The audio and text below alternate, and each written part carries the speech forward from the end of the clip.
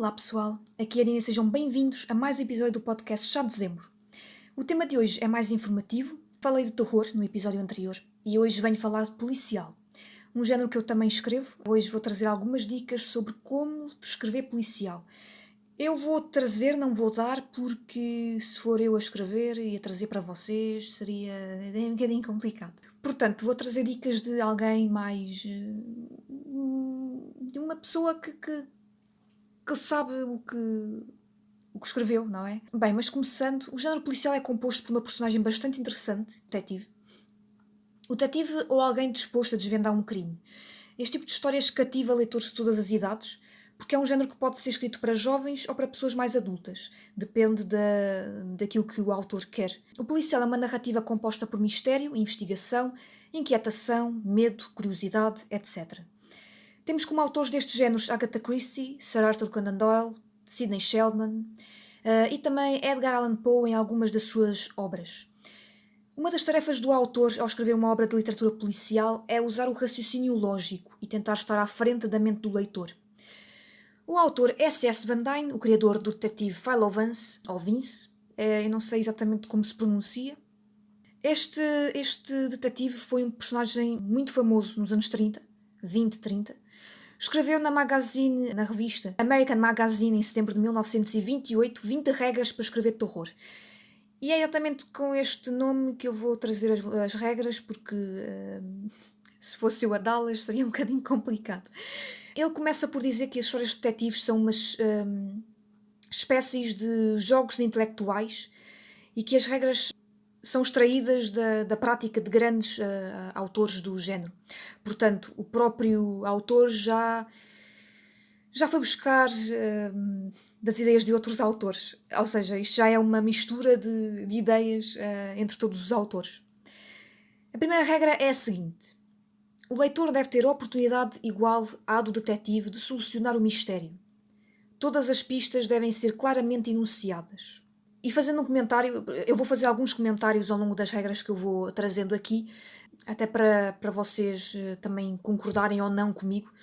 Esta primeira regra faz sentido, portanto, é uma regra que faz sentido e que até coloca o leitor próximo do enredo. O leitor também tem que ter todas as oportunidades iguais às do detetive, porque senão o detetive não parece humano. E é essencial que ele pareça, senão vai parecer mal. Regra 2. Nenhum truque proposital deve ser utilizado pelo autor, apenas os que tenham sido legitimamente empregados pelo criminoso contra o próprio detetive. Ou seja, o autor não deve se intrometer, entre aspas, nesta questão de pistas e de qualquer situação que ocorra entre o criminoso e o detetive. O autor tem que ficar um pouco de fora. Regra 3. Não deve haver interesse amoroso no enredo. A questão a ser deslindada é a de levar o criminoso ao tribunal e não a de levar um casal ao altar. Aqui faz sentido, porque estamos a falar de uma literatura policial e não de um romance romântico. E há muita gente que escreve literatura policial e no fim termina com um casal a casar-se ou com pessoas a ficarem juntas. Eu não digo que isto não seja mau, mas é a terceira regra que S.S. Van Dyne escreveu, portanto eu penso que é interessante ter esta regra em conta.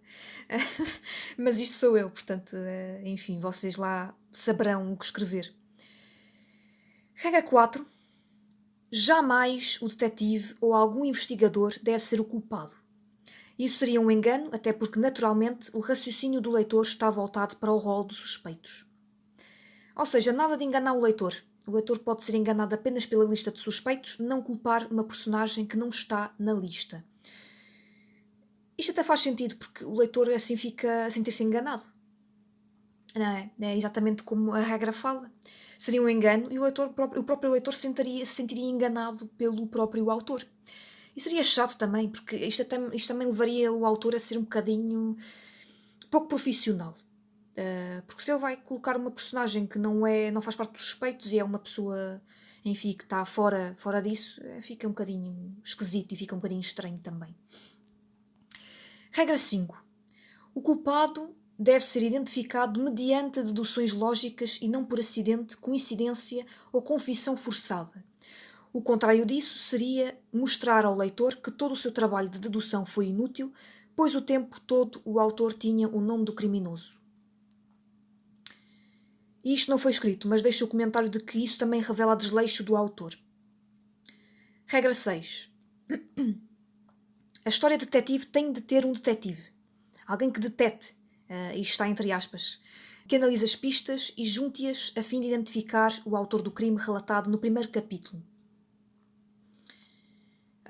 Bem, eu não sei que comentário fazer a esta regra, mas esta regra 6 é importante porque sim, a história do detetive, se é um detetive tem que ter um detetive e tem que ter alguém que encontre realmente o autor.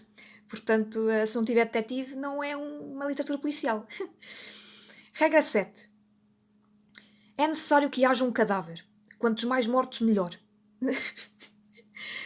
Os crimes menores de homicídio são insuficientes. Só o assassinato desperta no leitor o seu sentimento de vingança e horror.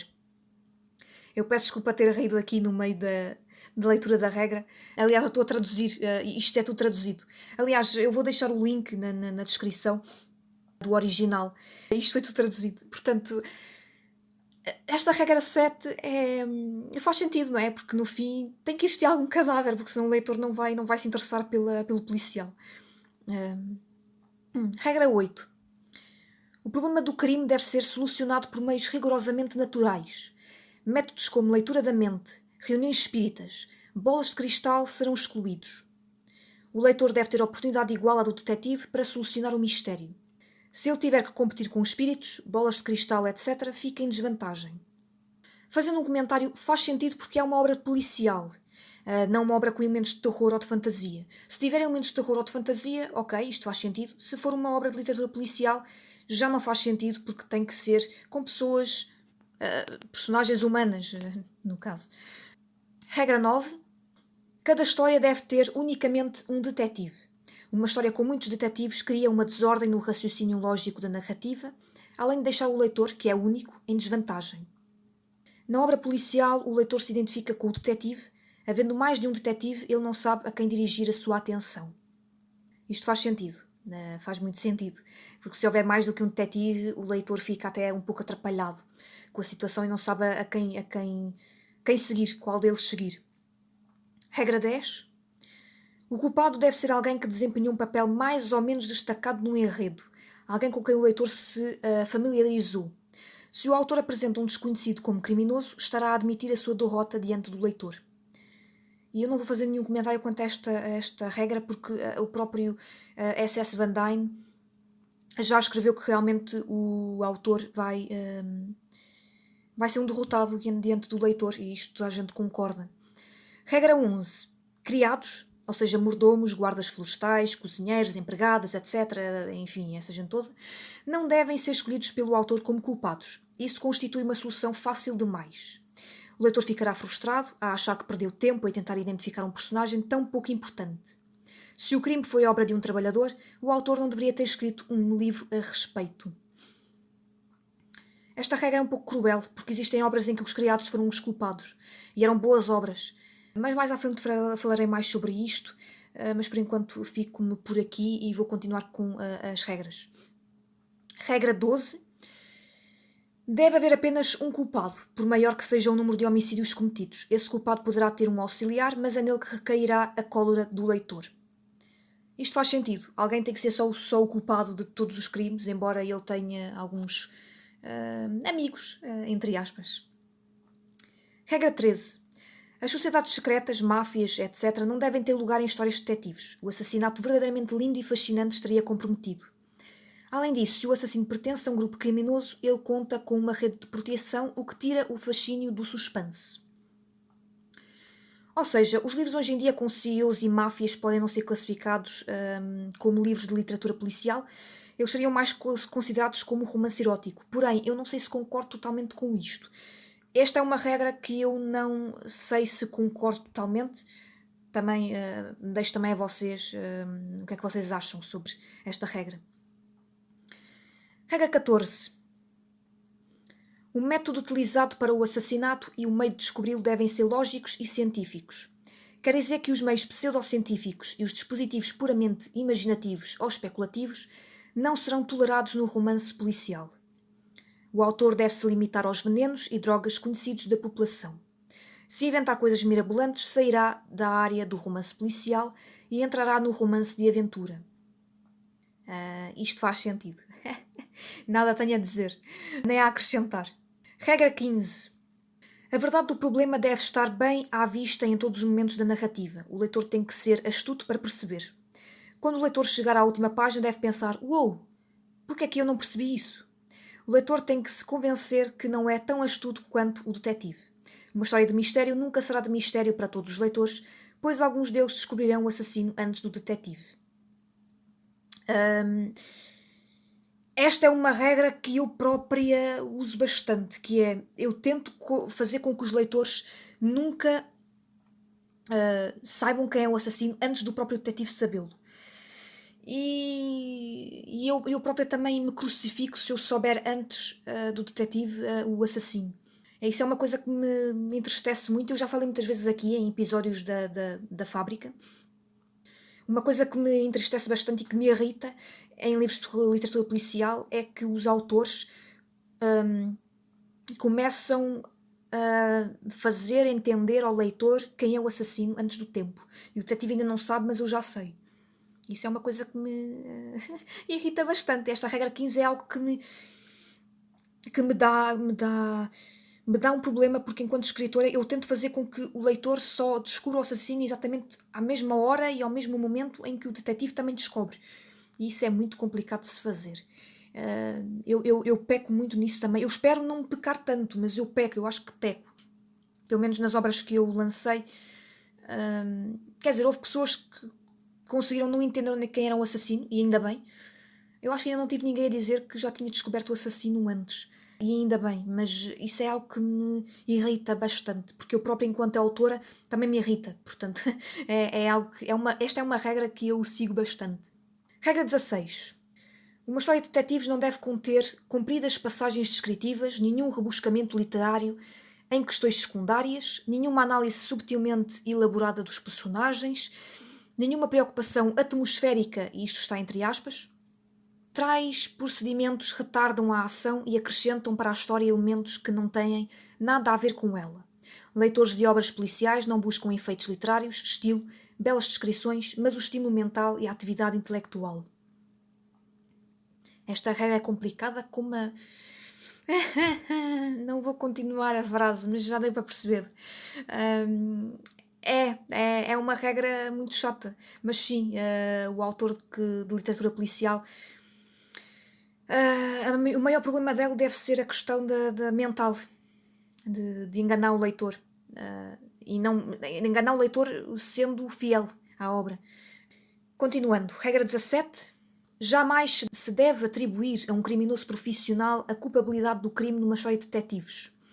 Os crimes cometidos por bandidos estão na esfera da polícia e não na esfera de autores e detetives amadores, ou seja, leitores. O crime verdadeiramente fascinante é o cometido por uma freira ou alguma solteirona conhecida pelos seus atos de caridade. Isto é verdade. E não vou continuar com o comentário. Regra 18. O crime na história policial jamais deve ocorrer por acidente ou suicídio. Encerrar a história com esse anticlímax corresponde a um truque contra o leitor. É verdade. Isto é muita verdade. Esta regra tem muita verdade. Não pode haver um acidente, um suicídio, uma questão qualquer, porque tem que ter algum homicídio lá, tem que ter algum crime envolvendo. Regra 19. O móvel do crime na história policial deve ser de ordem pessoal. Ciúme, cobiça, amor, ódio, vingança, medo, tara, etc. Sair desses motivos equivaleria a retirar do leitor um elemento de dedução. Tramas internacionais pertencem a outro género, o género da espionagem. O crime deve refletir a vivência cotidiana do leitor, proporcionar-lhe certo escapamento para os seus próprios desejos e emoções reprimidas. Isto é verdade, eu acho que isto é uma das regras da literatura policial, esta regra 19. Porque sim, a literatura policial tem que ser algo que o leitor já conheça, um meio que o leitor já conheça. E uma obra que se passe dentro de um bairro, numa cidade, média, numa classe média, Isto sim é algo que o leitor já está acostumado e quanto mais real, melhor. Aliás, isto também é uma parecença com o terror. No terror eu falava que quanto maior o medo e quanto o medo fosse mais real, seria mais pavoroso para o leitor. Aqui em policial é uma coisa semelhante, só que não é com medo. Aqui joga-se com a questão de se o crime acontece no meio da sociedade de classe média, porque aí é onde estão os leitores, basicamente, não é? Regra 20. Finalmente, e também para fazer uma conta redonda de parágrafos, queria enumerar alguns truques aos quais não recorrerá nenhum autor que se respeite. São truques que vimos muito frequentemente e que são há muito familiares a todos os verdadeiros amadores do crime na literatura. O autor que se os utilizasse faria confissão da sua incapacidade e falta de originalidade. Eu estou a traduzir, ok? Isto é palavras de Van Dyne. E agora tem aqui uma lista de linhas que eu vou passar a traduzir. A. A descoberta da identidade do culpado, comparando uma ponta de cigarro encontrada no local do crime. Fazendo um comentário, sim, isto é um bocadinho. Isto é uma coisa que acontece muito e faz parte do clichê da literatura policial. A linha B. A sessão espírita, onde no decorrer da qual o criminoso tomado de terror se denuncia. E isto faz parte do terror. Isto está fora da literatura policial. A linha C, as falsas impressões digitais. A linha D, o alibi constituído por meio de um manequim. A linha E, o cão que não late, revelando assim que o intruso é um familiar do local. A linha F, o culpado, o irmão gêmeo do suspeito ou um parente que se parece com ele a ponto de levar a engano. G, o soro da verdade. A linha H, o assassinato cometido numa praça fechada na presença dos representantes da polícia. A linha I, as associações de palavras para descobrir o culpado. Isto acontece muito, principalmente em literaturas policiais para jovens. Existe muito essa coisa de anagramas e cruzadas para lá, aqueles cruzamentos de palavras e tudo, não sei o quê, aquela coisa de mistério envolvendo. Isso acontece muito na literatura policial para jovens, para adolescentes. A linha J, a decifração de um criptograma pelo detetive ou a descoberta de um código cifrado. Esta é outra que também é bastante usada. Ok, agora terminando as dicas de S.S. Van Dyne, há quem alegue que grandes romances policiais quebraram várias das regras que foram citadas e mesmo assim tornaram-se famosos. Eu não sei se vocês concordam com todas as regras escritas por Van Dyne. Há algumas que eu não concordo, há outras que sim, que eu concordo bastante. Há outras que eu sigo, porque acho que enquanto leitora também é algo que me ofende e que me deixa um pouco chateada. Por exemplo, aquela regra em que o leitor já começa a descobrir quem é o assassino antes do detetive saber. Isso eu acho que é um bocadinho chato para o leitor e um bocadinho. Torna o autor assim um bocadinho incapaz. Portanto, eu trago estas regras para vocês para terem algumas ideias de como escrever uma obra de policial, de literatura policial. Entretanto, gostaria de trazer outras dicas, estas deixadas por Agatha Christie, que é a conhecida rainha do crime. Porém, este áudio já vai com quase 20 minutos. Eu falei por 20 minutos. Eu acho que deixarei isto para uma parte 2, porque senão a Gabriela vai morrer aí enquanto está a editar e nós não queremos isso. Coitada da Gabriela, ela já tem 20 minutos quase a editar, para editar este episódio. Eu não quero ficar com um episódio tão grande, portanto eu acho que vou dividir isto em parte 2. Eu acho que me despeço por aqui e a gente fica só com as dicas de S.S. Van Dyne. Aproveitem para comentar sobre estas 20 dicas que ele escreveu para a revista. Há pessoas que fogem a estas regras e há outras pessoas que conseguiram fazer publicar obras incríveis, mesmo saindo de algo, mesmo indo fora de algumas das regras que foram aqui citadas, conseguiram publicar boas obras. E é isto, pessoal. Se vocês forem escritores de literatura policial, por favor, digam que regras é que vocês usam concretamente, que regras é que vocês não usam. E caso sejam leitores, digam quais destas regras é que vocês gostam e quais as regras que vocês não gostam, que vocês apreciam mais ou menos, porque também eu acho que o autor também precisa da opinião do leitor para conseguir vingar na literatura e conseguir ter leitores. Isto é muito importante. Portanto, mandem este episódio para os vossos colegas fãs de policial, autores, leitores, enfim, até para o gato e para o cão, enfim. Divulguem por aí. Deixem um like, sigam-nos nas nossas redes sociais, estamos no Facebook, Twitter e Instagram. E da minha parte, até ao próximo episódio do Chá de Dezembro, que virá na segunda-feira daqui a 2 semanas. O próximo episódio, vocês já sabem, não é? Eu já acabei de dizer, é a parte 2 de como escrever uma literatura policial. E esta parte 2 vai ter dicas de nossa rainha do crime, nossa tão conhecida rainha do crime, Agatha Christie, que é um exemplo para vários autores de literatura policial, que ela escreveu e criou personagens incríveis. Enfim, eu acho que ela é uma referência para qualquer pessoa que queira começar a escrever policial. Bem, pessoal, é isto. Espero que tenham gostado deste episódio. Eu volto na próxima semana, daqui a 2 semanas. E é isto, pessoal. Continuem a estar presentes aqui no podcast da Fábrica de Histórias. Temos mais 2 episódios pela frente, quarta e sexta-feira. Portanto, fiquem por aí e aguardem o próximo episódio do Chá de Dezembro, que será segunda-feira daqui a 2 semanas. Parte 2, aí vem, em breve. Até lá, pessoal.